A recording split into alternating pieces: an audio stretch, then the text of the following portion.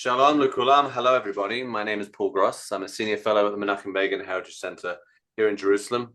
And it's my great pleasure to welcome you to the latest in our series of webinars. This is, in fact, the final webinar in the series that we've been doing with the Jerusalem Institute for Strategy and Security. We've been looking at different aspects of the post-war, post-Gaza war, that is, scenario in the Middle East. Look, we've covered Qatar and Iran and Syria and Lebanon, and the Palestinian Authority and Hamas, of course, and other areas.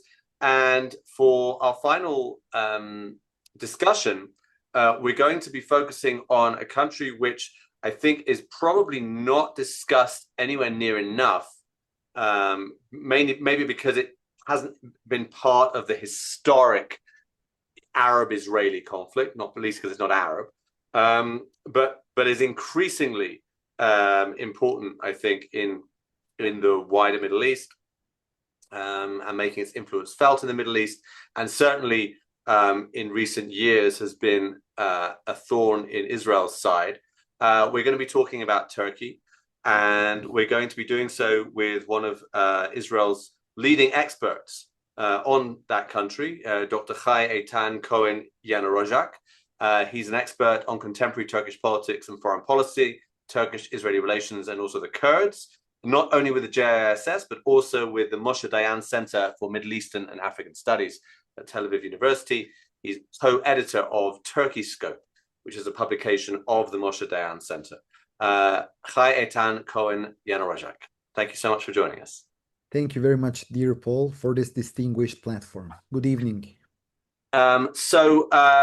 I'm going to be talking to Dr. Cohen Yanarocak for 40 minutes or so, and then I'll be happy to take questions from you, our audience. You can write them into the chat at the bottom of the screen, and I'll choose some of those questions to put to our guest. Let's start with a very contemporary question. We are in this very kind of unknown situation, right? This ceasefire that seems to be being held together with duct tape a little. It's not clear. It's not clear how long it's going to last, or if it's going to end with a resumption of hostilities, or maybe not. But where does Turkey stand on this whole question? Since this war with Iran began, 2 months ago or so, what has Turkey's position been?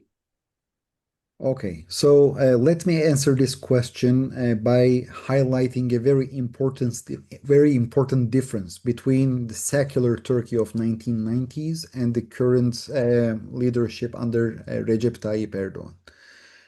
During the 1990s, when the Turkish Republic was under the hardcore influence of the Turkish armed forces, which then considered as a watchdog of the secularism of the secular republic, then Iran was considered as one of the most important adversaries of Turkey. I mean, maybe on paper it was not designated as an enemy state, but it definitely was behaved as such. So Iran was always sidelined and was always seen as a potential threat for the secular republic. However, under Recep Tayyip Erdogan, we are seeing that the Turkish foreign policy changed its face in a radical manner. And therefore, we began to see that Turkey began to use religion as a very important element in its foreign policy. And if we are seeing Turkey as a very important actor in Middle East and in the greater Middle East, I think it is more or less because of this important policy shift that Turkey, which this political shift allowed Turkey to also, to be accepted and embraced by larger masses in the Middle East. And when it comes to Iran, well, Turkey, since October the 7th, also changed its foreign policy vis-à-vis the state of Israel. Unfortunately, we are witnessing a steady deterioration between the relations between Ankara and Jerusalem. And Turkey even designated the state of Israel as a national security threat against itself and also against the neighboring country. So, regarding your question, when I'm thinking and when I'm seeing all of these important components, well, Turkey did not want to see a change in Iran. Turkey wants to keep the Ayatollah regime there because it is keeping Israel busy. Israel still needs to allocate its sources in order to confront this existential threat. And secondly, we can definitely say that the Ayatollahs are constituting a kind of a magnet that attracting all of the attention. While the Ayatollahs are attracting all of the attention, well, in Turkey, in case of an erosion of a democracy, nobody is looking at your system because all of the world is busy with a much more important and critical problem, which are the Ayatollahs. So, in this regard, Turkey really wants to see the continuation of the Ayatollah regime. And also, I would like to mention the very important fact that since 1979, the date of the Islamic Revolution in Iran, well, Turkey is enjoying of a monopoly as a Muslim state, which is considered as a reliable partner of NATO. It became a monopoly. Before the Islamic Revolution, the Shah regime, the Iran obviously was considered as a very important ally of the West. However, after the revolution, we began to see that Turkey's strategic importance grew in an unprecedented manner.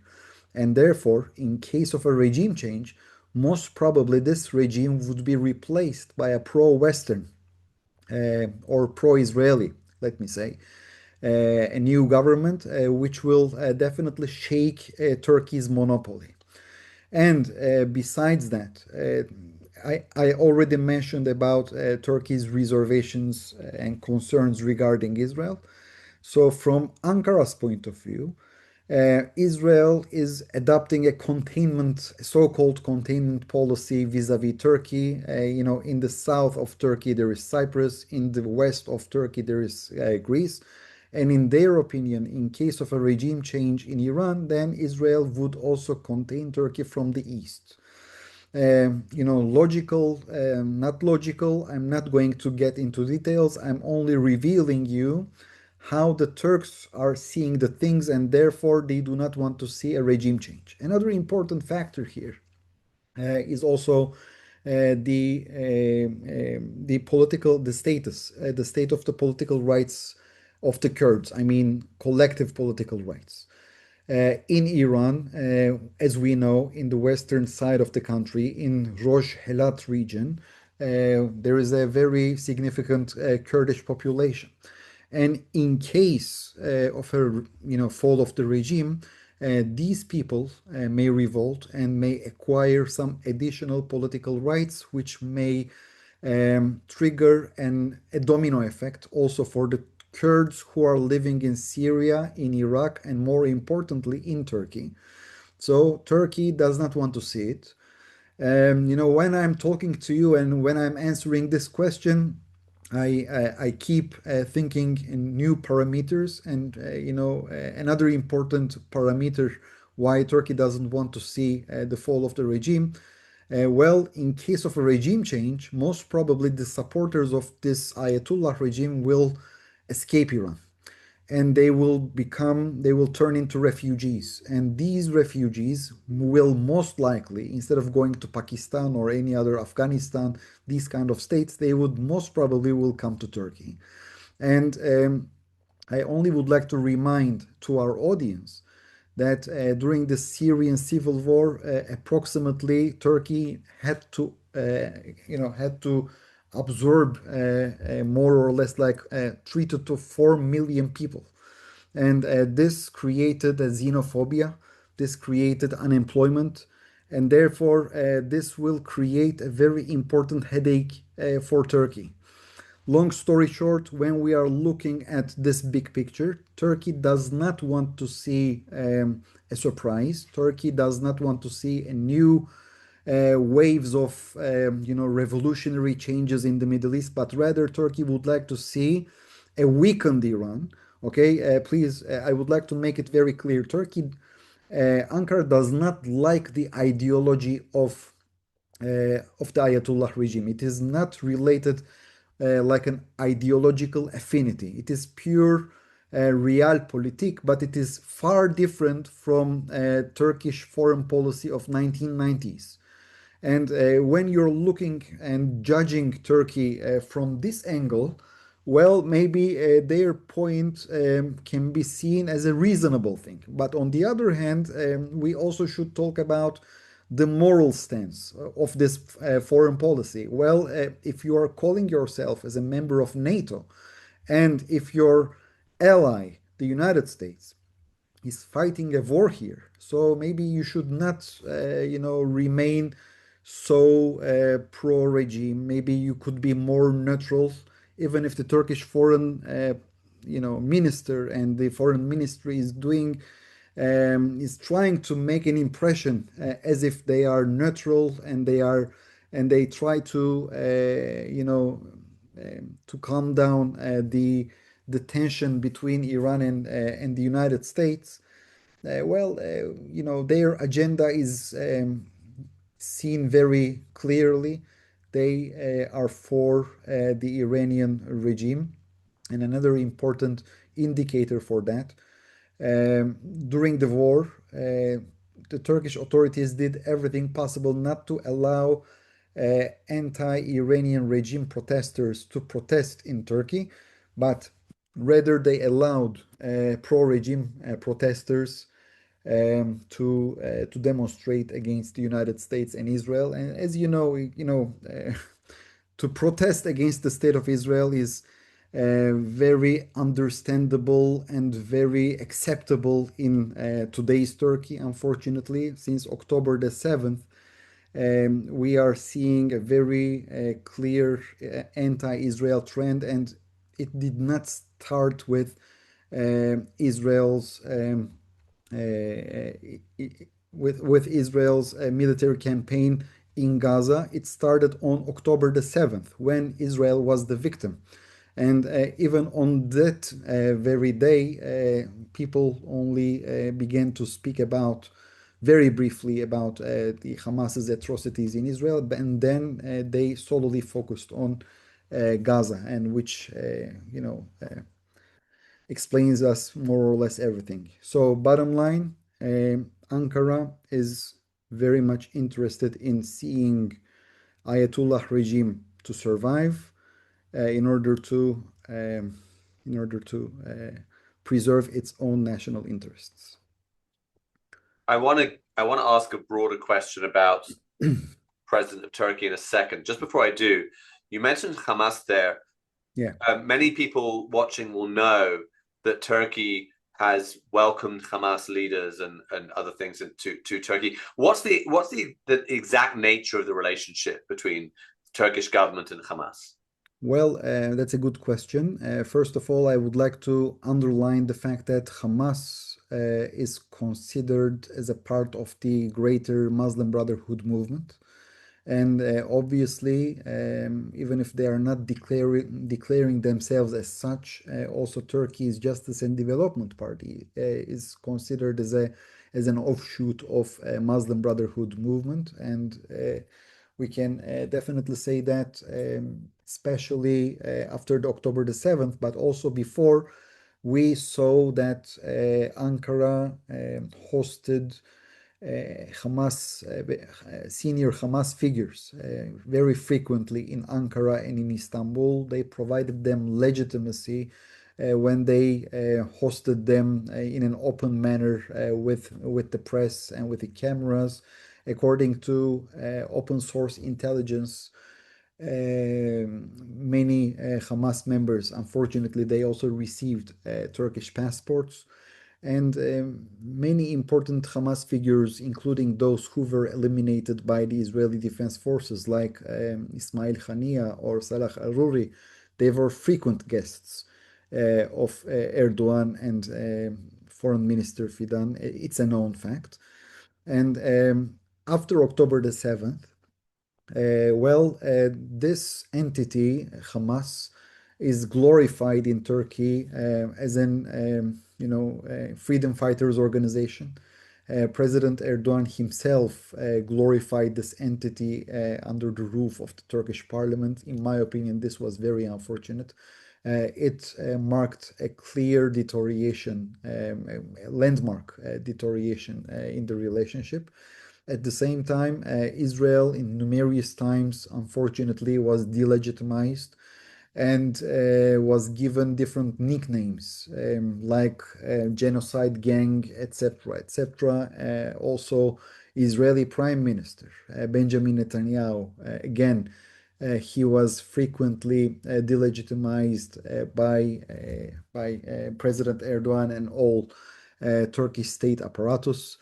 We are seeing that Turkey, during last year, they issued arrest warrants against Prime Minister, Chief of Staff, and most important Israeli officials, and believe it or not, even against journalists and rabbis and IDF, Turkish spokesperson, etc. So we are seeing that there is an ongoing campaign of delegitimization against the state of Israel. This is something very serious. And people are asking themselves if the relationship could be fixed, if the relationship, if the fences could be mended upon, let's say, in a case of a departure of Benjamin Netanyahu from the office of Prime Minister. Well, I really don't think that the Turks are eager to normalize the relationship, because when you are issuing an arrest warrant against IDF's chief of staff, who is considered as a, above politics, he is a non-partisan figure in Israel. Well, even if the prime minister, let's imagine that he would be departed from prime minister's office, chief of staff will remain as Israel's chief of staff, and in case of a arrest warrant is still valid against this person. Well, I really don't think that no Israeli prime minister, even if he has well intentions towards Turkey, well, it would be a kind of a mission impossible to mend fences with Turkey in such a case. So I'm very skeptical because of Turkey's foreign policy. I think it is more or less impossible. I would like to mention here something very important. I already mentioned that Erdogan glorified Hamas as a freedom fighter organization and began to delegitimize Israel. I said that, and this is a very critical point because, in my opinion, Turkish foreign policy was always pro-Palestinian, and we had no question mark on that. But for the first time ever, with this declaration that I mentioned, Turkish foreign policy has turned into pro-Hamas. And I think this is something unprecedented that we did not see it before. And also in Turkish media, we began to see that people began to equate the Palestinian struggle as if it is a national struggle, as we have seen, let's say, in the Cypriot question. In Cyprus, a part of the problem, they are ethnic Turks. They speak Turkish.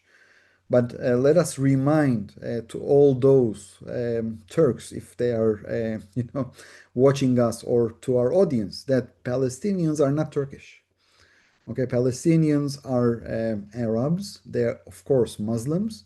And the current Turkish foreign policy is putting an emphasis on that common denominator of Sunni Islam. And this is the heart of the matter. This is why the relationship between Israel and Turkey is getting deteriorated, because Turkey began to define its most important priorities on the basis of Islam, and we are seeing the very grave consequences in the Middle East. Right. So I want to go. I want to get a sense from you about President Erdogan, Recep Tayyip Erdogan, because here we're talking about, I think, one of the most significant leaders in the Middle East and arguably the world, who's been in power for what, 20, more than 20 years, I guess. More, I mean, I think first as prime minister and then as president, but effectively running the country. Mhm. And we look at it, we look at the Iranian Revolution and see this country that went from secular, Western oriented under the Shah to the Islamic Republic, and it was this dramatic revolution. But in many respects, it seems to me what's happened in Turkey is not much less dramatic. It's just it happened over a much longer period of time because it was through this kind of process of a democratically elected leader gradually removing the checks and balances, gradually creating a Yeah. sort of illiberal regime in the country, Mhm. and it seems to me, not making a direct comparison with Iran, of course, but that Turkey has changed radically under Erdogan, and yet it remains a member of NATO. It remains an ally of the United States. Can you say something about that? About the how Sure. this? I mean, I realize this could be a whole series of lectures in itself, but Yeah. but in relatively brief terms, sort of what's happened in Turkey over the last 20 years, how it's happened, and what exactly is that? In what ways is Turkey different now than it was, say, 15, 20 years ago? Okay. So first of all, I can summarize this, in a couple of maybe a sentence or two. Of course, I Hmm. will then Sure. expand my analysis, but it can be considered as a silent and gradual revolution. Hmm. And this revolution was backed by the ballot box. And we are seeing, especially during the last elections, we have seen that Erdogan won the presidency after two terms. Like first, we had, in the first leg, he received 49% of the votes, and then he received 52% of the votes in the second leg, and therefore he received a very important legitimacy.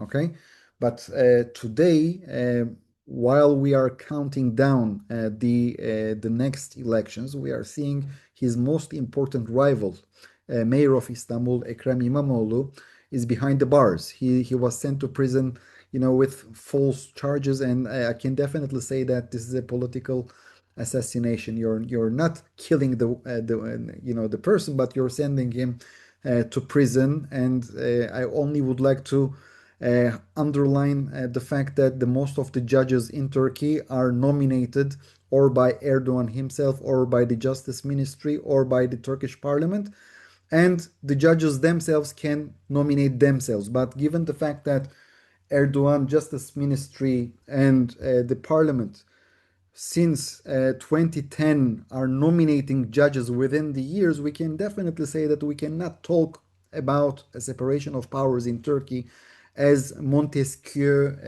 proposed. Okay, so you mentioned a very important term, illiberal democracy. Yes, this is illiberal democracy. What do we mean by that? We have the ballot box, and the people are granted the opportunity to go to the ballot box until the arrest of Mayor of Istanbul, Ekrem İmamoğlu. People really genuinely believed that they could really change, the president at the ballot box. I personally, after this arrest, I'm very skeptical regarding Turkey's future if they will be able to change the president at the ballot box once again, because whoever dares to do that is facing with an investigation. Also, Mayor of Ankara, Mansur Yavaş, is threatened with a series of investigations in case that whenever he is, giving an impression that he would declare his candidacy, and then we are hearing that a new file is being prepared against him. So this is not easy to run against Erdogan. Of course, if you are not charismatic like the previous opposition leader Kemal Kılıçdaroğlu, and I would like to highlight that Kemal Kılıçdaroğlu was even not a Sunni Muslim, but he was an Alawite. And therefore, in Turkish politics, well, in retrospect, of course, we can speak in a more confident manner. Uh, if this system is dictating to receive more than 50% of the votes, then the conservative circles who are living in central Anatolia, kill them, but they will never vote for an Alawite. Okay, so um, as long as Kemal Kılıçdaroğlu was, the opposition bloc's candidate, so Erdogan was smiling and he acted as a great Democrat. But once he could defeat Kemal Kılıçdaroğlu in the last election, so basically this victory against Kılıçdaroğlu paved the way for Ekrem İmamoğlu to receive this candidacy for the next election. Well, he understood that İmamoğlu could cause him a real trouble, because İmamoğlu knows how to pray in the mosque, how to behave in a mosque. He is also coming from the Black Sea region, like Erdogan himself. For those who are not familiar, in Turkish politics, there is a very weird phenomenon. If you are coming from a certain region, people of that region are voting for you as if they are voting for their football club. Okay, and this phenomenon is very strong in Turkey's northern shores. Okay, so this guy, Ekrem İmamoğlu, is also coming from the same region. So he is neutralizing Erdogan's regionalism. He is neutralizing Erdogan's very strong card of religion.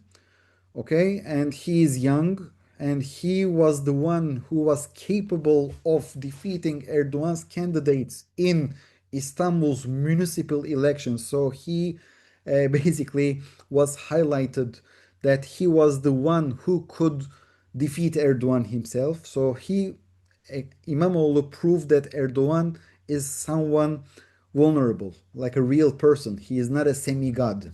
Okay. So Erdogan saw this and he made a preemptive strike. Okay, so he put this guy in prison, and um, while the opposition and İmamoğlu himself is trying to prove his innocence with these nominated judges, well, it is something almost mission impossible to get out of the prison with this justice system. So, long story short, when we are looking at Turkey, well, yes, the president is very charismatic. I'm not saying that he is not, okay?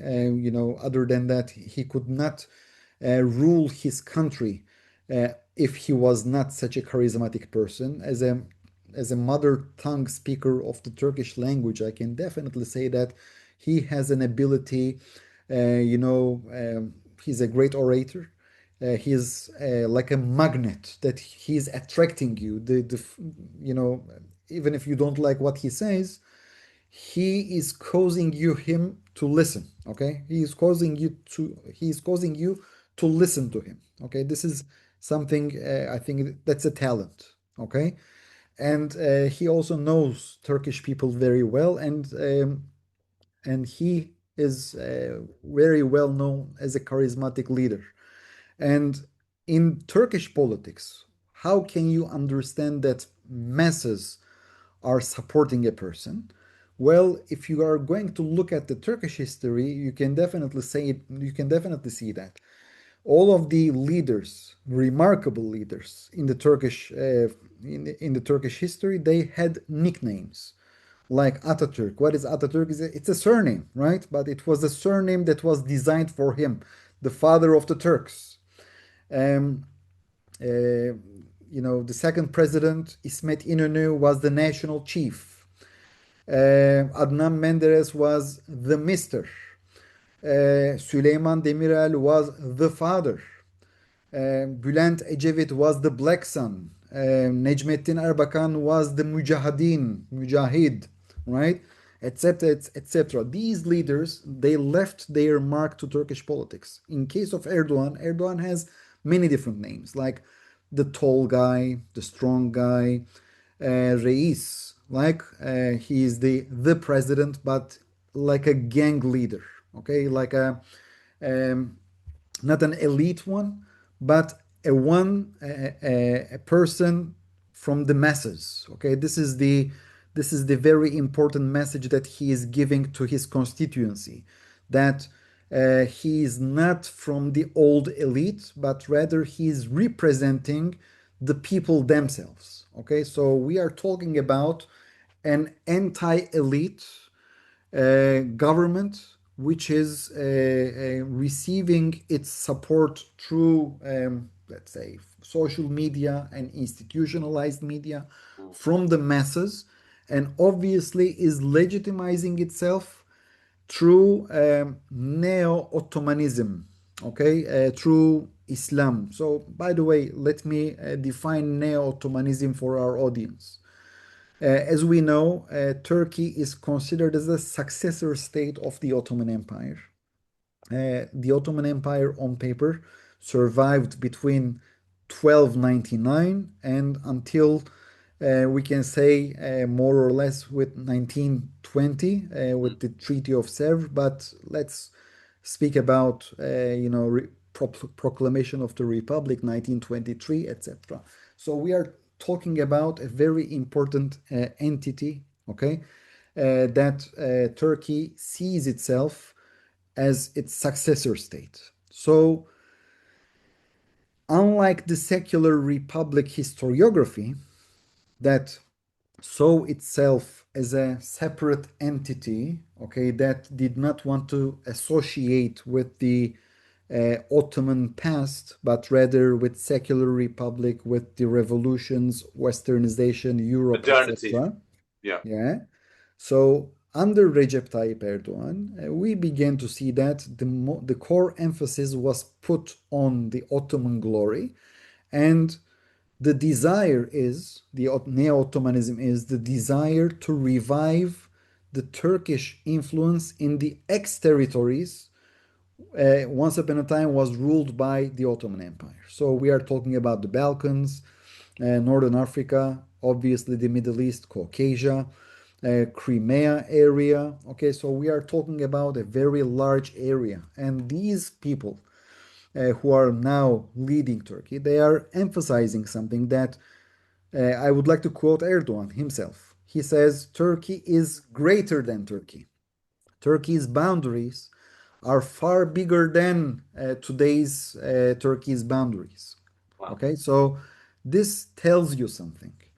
Okay, it tells you that if something is occurring in the Balkans, in the Middle East, in North Africa, in Caucasia, well, Turkey, like a clower, would like to act in all these arenas, in these venues, separately as the successor of the Ottoman Empire. So they are legitimizing themselves on this historical account, and they are saying that we are not like the United States or Russia or those who are coming from, thousands of kilometers away. We were here, and now the history is returning.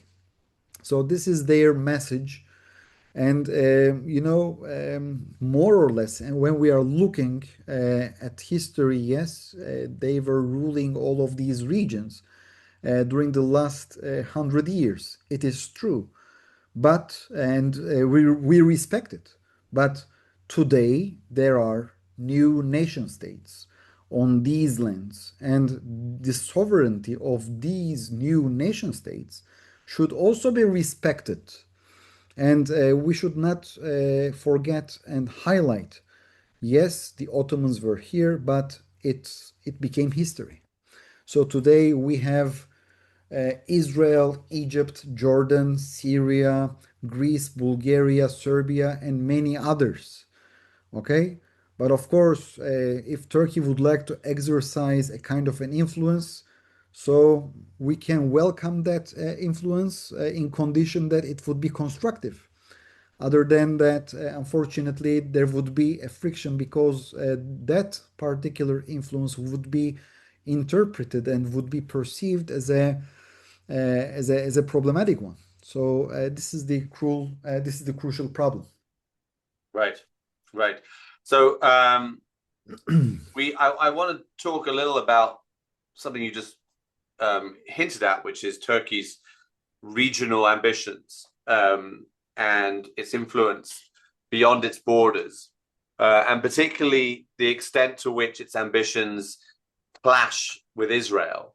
So let's first look at Syria, where the removal of the Assad regime really created an opportunity for Turkey in all kinds of ways, and sort of Iran's client disappeared from the scene and was replaced by Sunni Islamists, who we talked a little about in our last session, which of course opens the door to Sunni Islamist Turkey, Sunni Islamist Erdogan. So how do you assess the extent of Erdogan's ambitions in Syria? What's he trying to achieve there?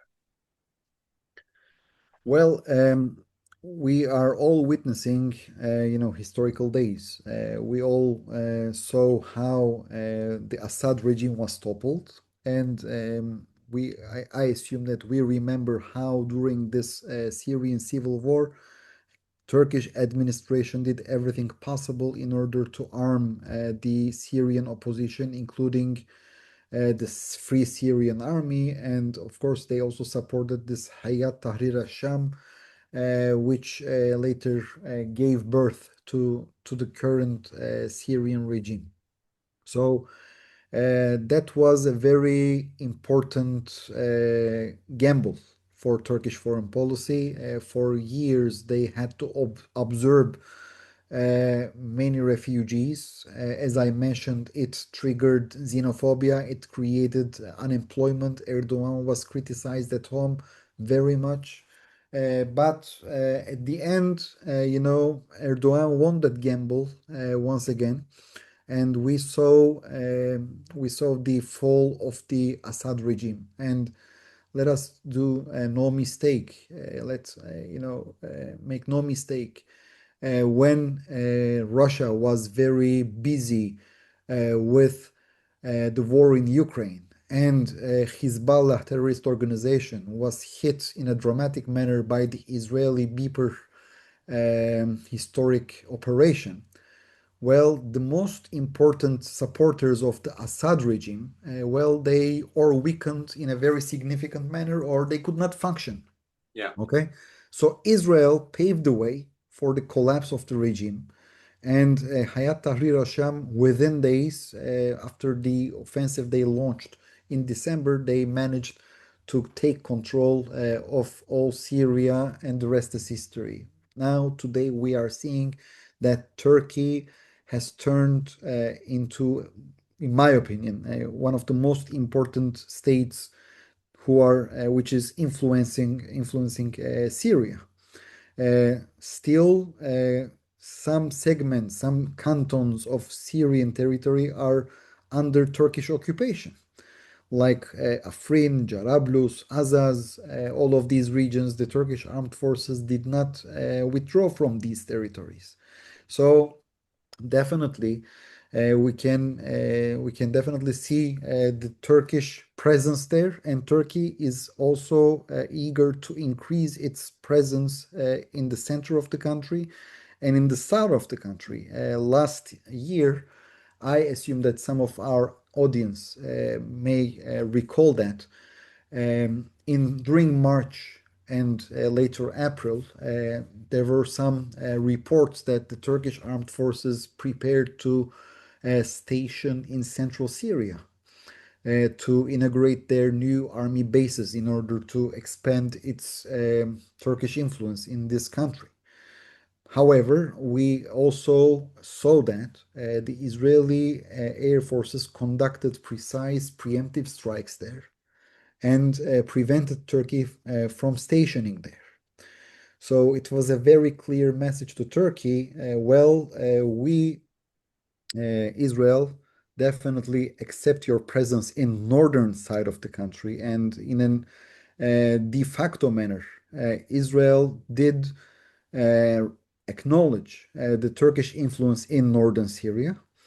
But it was a very clear message that a new Turkish penetration in central Syria would not be welcomed by Israel.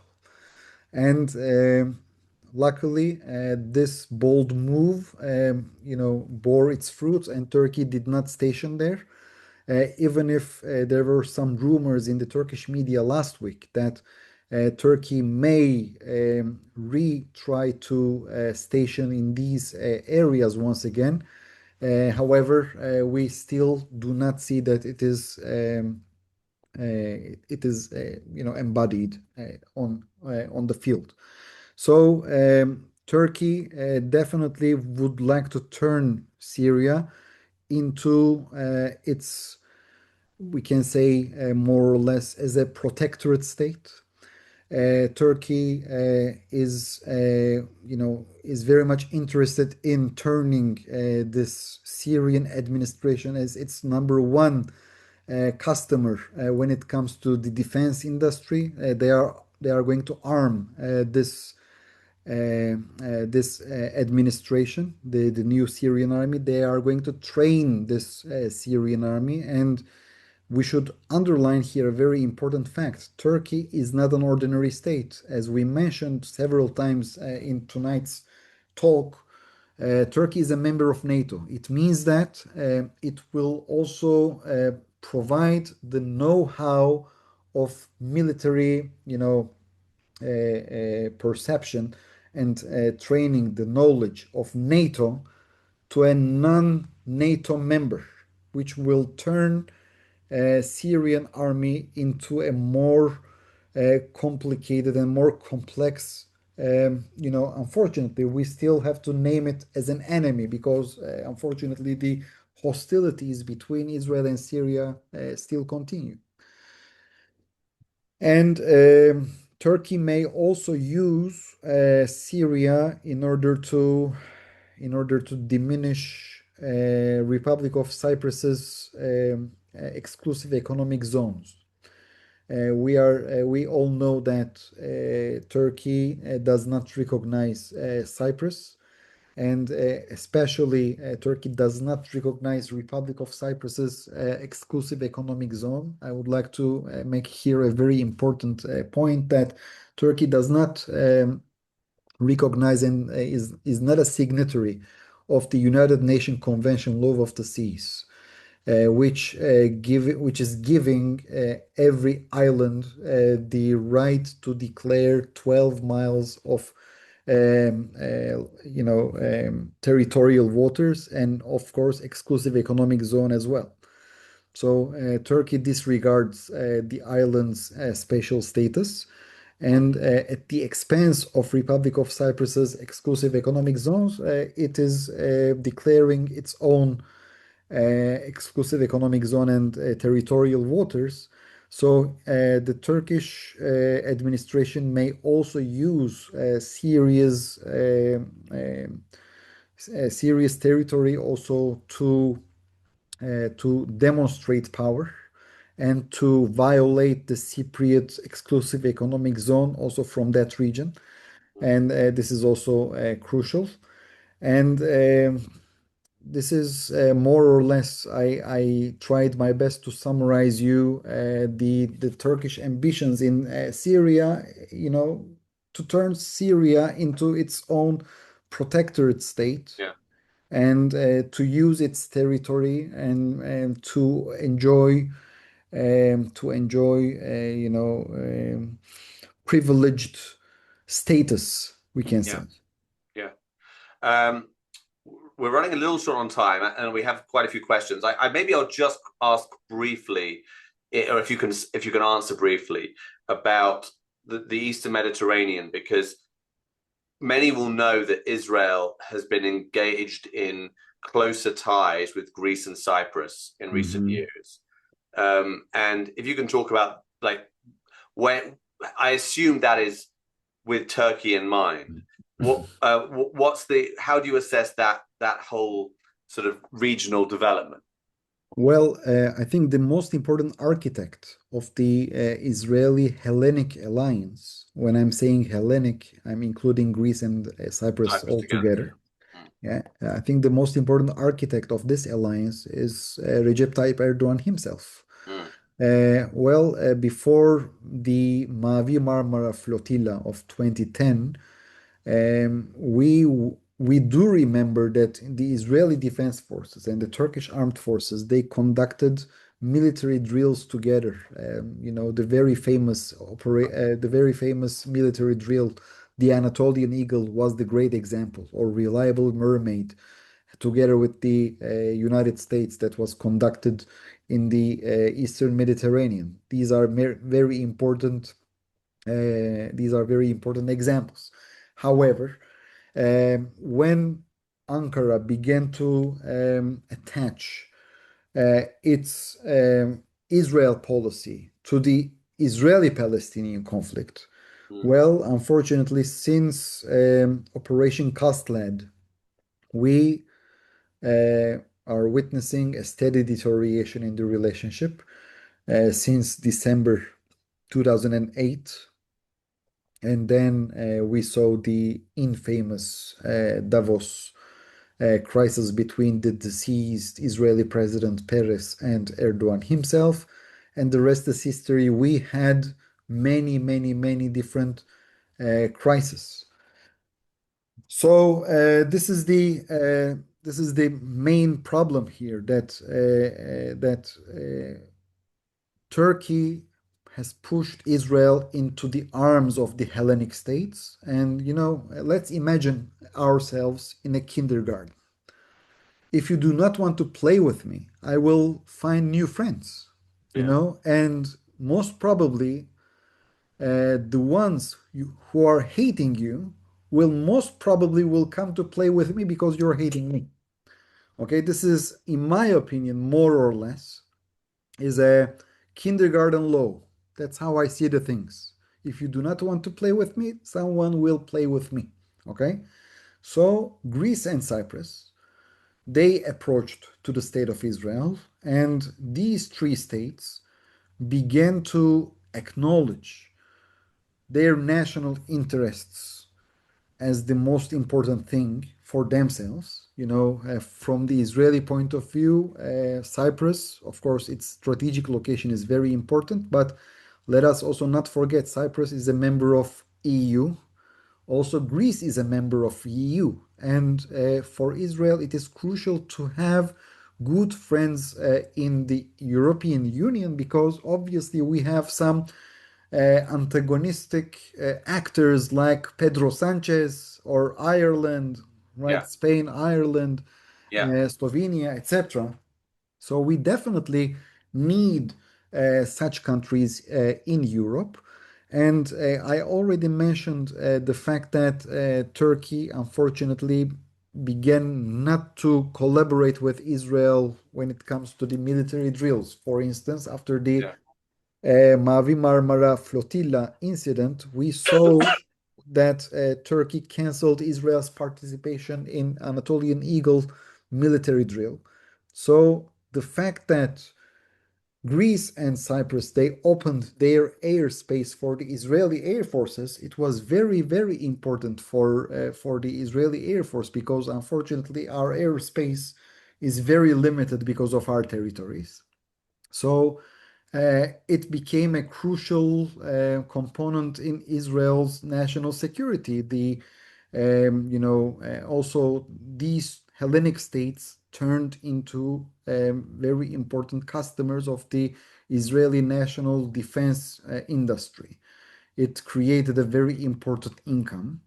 And most important thing, Israel and the Hellenic states are sharing the same values. So there are no question marks here, in case of if you're building an alliance Yeah. and you need to trust the other, you need to trust your partner. In case of Turkey, well, Israel really wanted to trust Turkey, but every time we have witnessed that the Turkish side deteriorated the relationship because it's pro-Palestinian, and unfortunately, after October the 7th, because of its pro-Hamas approach. And therefore, the Greek, Cypriot, and Israeli trilateral alliance became very important for the state of Israel. And I think that this is a two-way street. It is also very important for the Hellenic states. Very good. Okay, that's great. So I want to get to questions because we have a lot. The question from Louis Lipsky, which takes us back to the comments about Erdogan's sort of the changes he's made in Turkey and the sort of decimation of Turkish democracy. He asks about the role of the Turkish army and the fact that in previous decades the army was the guardian of, as you said, Turkish secularism, and sort of often would come in to sort of save the country and then return it to democracy, and there were these periods of military rule which then returned to democracy. Yeah. What's happened to the army? What's happened to it so that it no longer has that role under Erdogan? Well, that's a good question. First of all, let me make some clarifications. Please. Turkish army is considered as a watchdog of secularism, but it should not be considered as a watchdog of democracy. You cannot consider an army as a watchdog of democracy, but Right. as a regime, yes, as secularism, yes, but Right. democracy, no. So we have witnessed in Turkey coup d'etats. And at the end of the coup d'etats, there was a tradition of giving back the keys to the civilian administration. But that did not mean really that the country had turned into a democracy like Scandinavia. In most of the cases, the chief of staff or the coup perpetrators were finishing their roles in the army. They were turned into civilians and they were getting the keys as the new civilian administrators. Or the neutral arbiters, like the observants in the name of the army.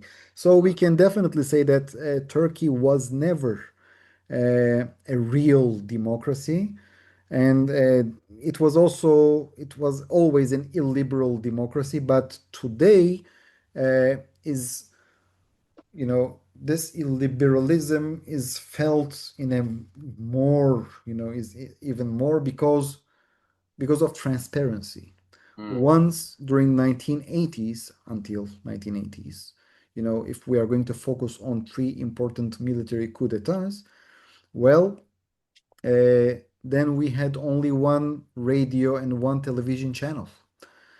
Today, everything is very transparent. We have these, smartphones, etc. The communication is in another league. So this should not be forgotten. Another important issue, you ask what happened to the Turkish army. Well, I think Erdogan is a political wizard. Why I'm calling him a wizard? Because he looked at its opponent, which is the Turkish armed forces, and the most important vulnerability of the armed forces was European Union reform packages. Erdogan himself knew that Europe will not going to get him as a full member, but they played this game. The Europeans opened the negotiations as if they were allowing Turkey, as if they were launching an accession process with Turkey. but they also knew that they would never get Turkey in it because of its Muslim identity. And at the same time, Erdogan himself knew that Europe would not get him, but still he had to do some reforms. And one of the most important reforms that Erdogan conducted was the demilitarization of the Turkish state apparatuses. And the most important reform took place in the National Security Council, in the composition of National Security Council. For those who are not familiar with the National Security Council, well, on paper it was an advisory body that had no real jurisdictional powers in the decision-making process. Mm, Its decisions were kind of an advisory. But let me tell you, if these advices were not taken into consideration by the civilian government and they were not implemented, mm, oh, oh, it was a catastrophe that the civilian prime minister, then Turkey had prime ministers, okay, before 2017, they could be punished. So, what Erdogan did was he used the European Union and he said to the Turkish armed forces, look, I received some homeworks from the European Union because we want to modernize Turkey.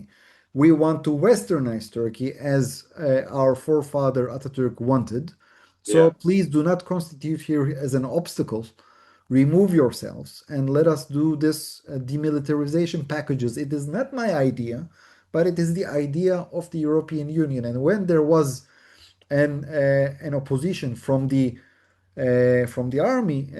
army's position, then Erdogan turned to the Turkish people. So therefore, he could receive these landslide victories one after the other. So he continued to demilitarize the Turkish state, and we obviously saw that the Turkish armed forces lost its historical mission of acting as the guardian of the regime, from where the Turkish armed forces received that particular mission. Well, if you're going to read Mustafa Kemal's testimony, which is engraved on his very huge tomb in Ankara, there you will see that he is crowning the Turkish armed forces as the guardian of the republic, of the regime. So Mm, the army always relied on this particular testimony of Mustafa Kemal Atatürk. However, and of course that testimony later turned into a law called the Inner Service Law of the Turkish Army, and all of the coups were relied on that particular mm, law, okay, wow. of that regulation. Yeah. So, long story short, what happened to the Turkish army? European Union, plugged it, and it was defeated within the time, and obviously, and with this last sentence, I will conclude my answer. The failed coup attempt of Mm, 2016 also, in my opinion, it was the last station there.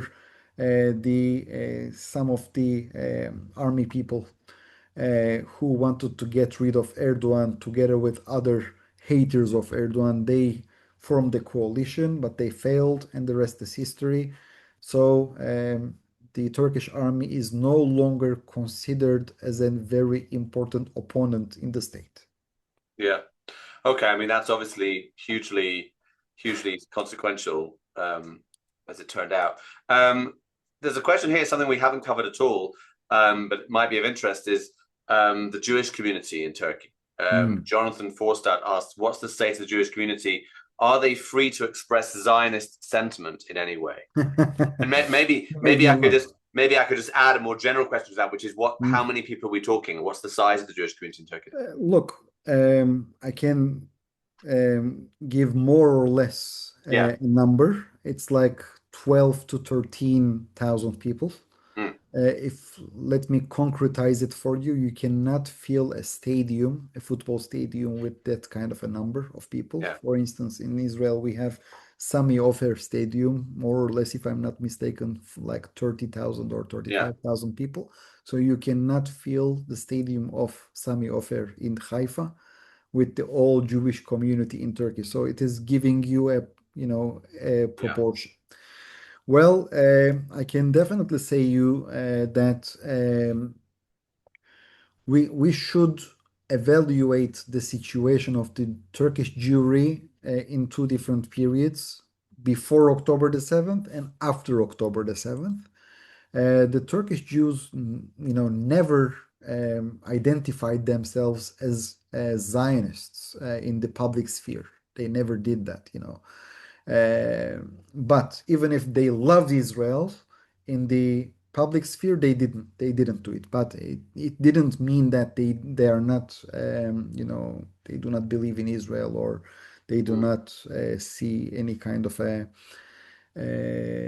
they are not against the state of Israel. First of all, Yeah. I would like to highlight it. But after October the 7th, the unfortunately, the political climate in Turkey has reached to an unprecedented anti-Israel slash anti-Semitic atmosphere that we have never seen such a thing before.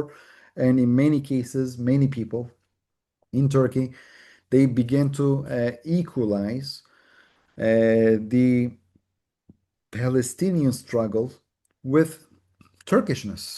Yeah. So this is really unthinkable. This is really crazy, incredible, but this is the new reality. So the Jewish community in Turkey who are living, I mean, the people who are living in Turkey, they are trying to live a low profile life without engaging in politics, and they are not opening their mouth to express their real ideas, so they keep silent. Another I would like to give you another angle. There is a new ongoing phenomenon which is very disturbing. um, some of the Islamists in Turkey are trying to chase the the Israeli and the Turkish dual citizens who are serving in the Israeli army. Wow. Yeah. And even today, if you're going to look at the Jerusalem Post and Mako and other Israeli news outlets, tonight a new story was published, which was known to me in real time, that an Israeli Turkish citizen whose name was Jessica Bahar, she went to Turkey to visit her parents. By the way, Jessica, according to her testimony, finished her military service in 2019. So she has nothing to do with the current war in Gaza. Okay. Yeah. But her pictures with the Israeli army uniform was available then on the social media. So Wow. when she was in Turkey, there was a new public campaign against her Wow. that led the Turkish police to arrest her at the airport before her flight to Israel. Of course, it's not a direct flight, but it's a connecting flight. And thanks to the Israeli Foreign Ministry's, you know, diplomatic steps that also pushed the Americans inside the picture.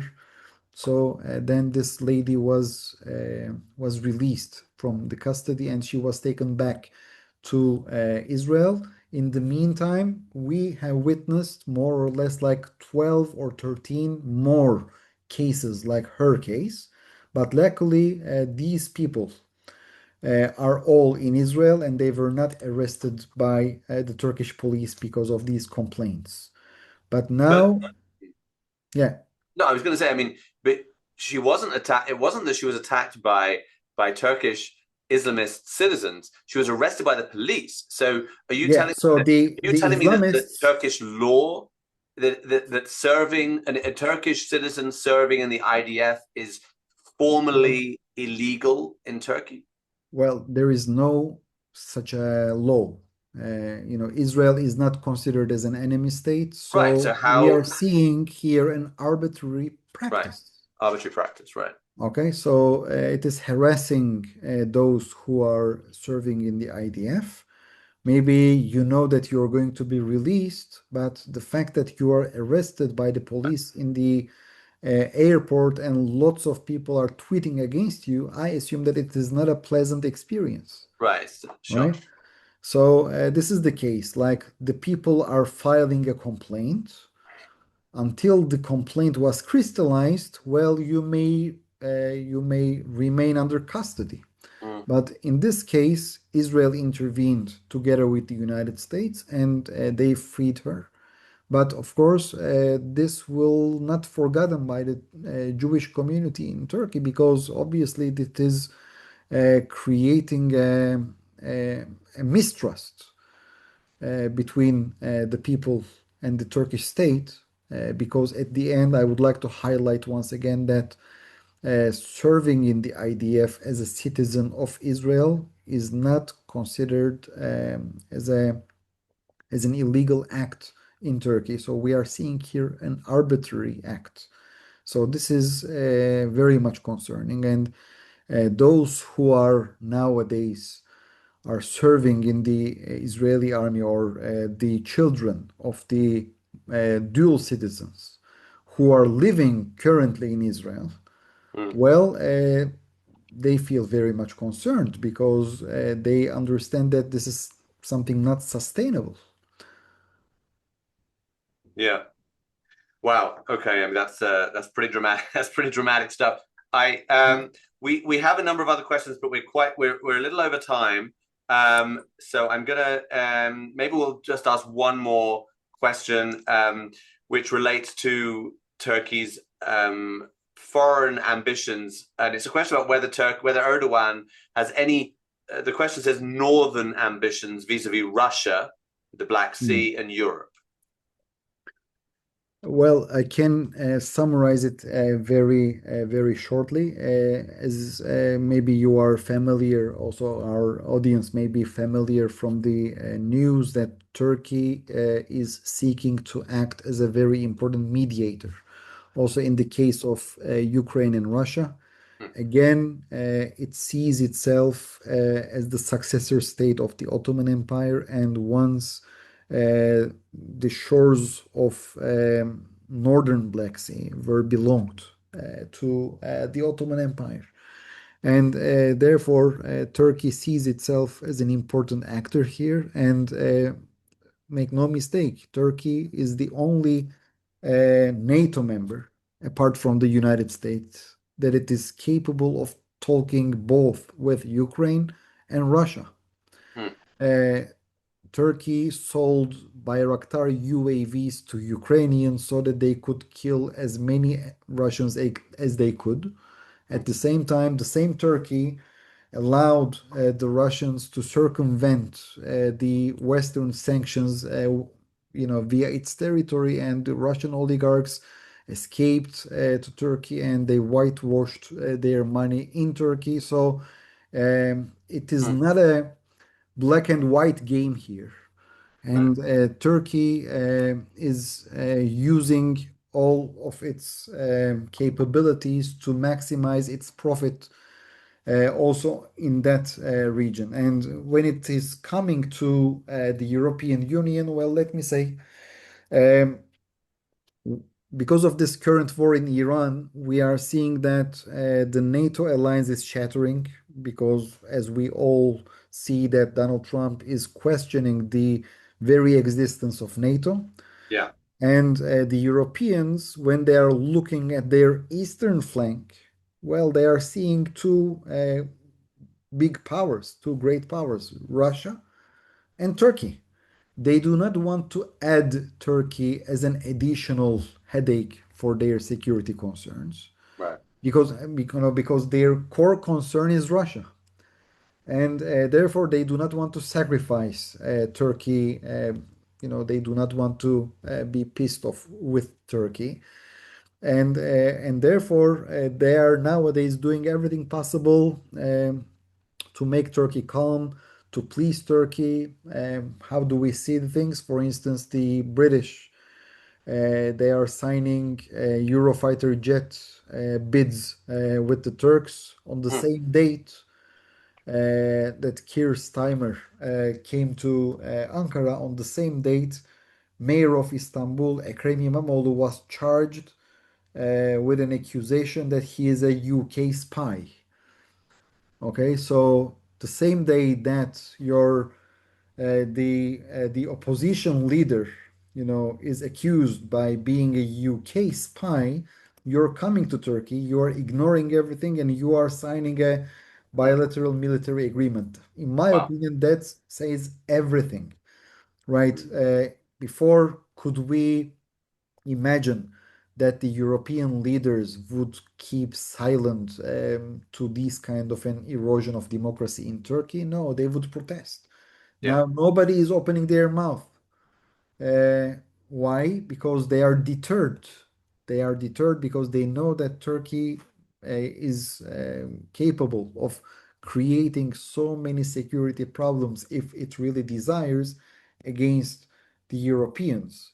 Mm. So Europeans they collaborate now with Turkey, especially because of the Russian problem. Wow. Okay, so Turkey emboldened indeed, from various sides. Well, I want to thank you very much for that, for all the information you've given us, and really expanded our horizons in this regard. I'm not sure much of it is good news from our perspective, but it's important.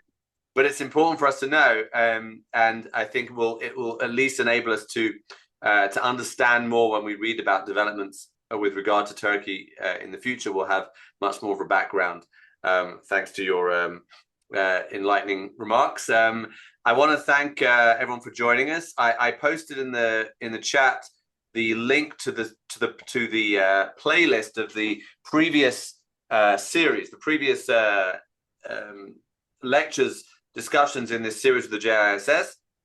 If you click on that, you'll see the previous 7 ones that we have. This conversation with Dr. Cohen Yanarocak will be added to that playlist in the next couple of days. If you are not on my mailing list and would like to be, then please email me, paulg@begencenter.org.il. It's there in the chat. I'll add you to the mailing list, and you'll get information about all our events in English, both online and in person. So thank you, everyone, and thank you again to Dr. Hay Eytan Cohen Yanarocak. It's been a real education. Thank you. It was my pleasure. Thank you very much for this distinguished platform once again. Bye bye.